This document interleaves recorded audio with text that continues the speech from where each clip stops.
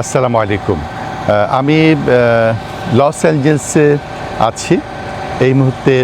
খুবই পাহাড়ের উপরে, একটা চূড়ায় বলতে পারেন। আমরা শহর থেকে অনেক উপরে আছি। এই জায়গাটায় গ্রিফিথ অবজারভেটরি, এটা খুবই ট্যুরিস্টদের জন্য একটি খুবই আকর্ষণীয় জায়গা।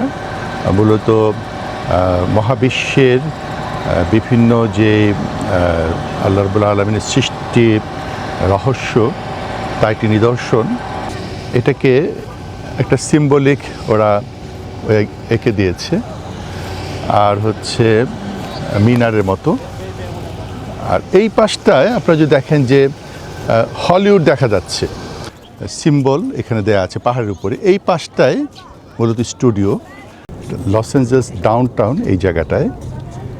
এরপরে কোরিয়া টাউন, আর আরও দূরে সেটা হচ্ছে লস অ্যাঞ্জেলস এয়ারপোর্ট। এবং এখান থেকে হেঁটে কিন্তু নিচে যাওয়ার পথ আছে।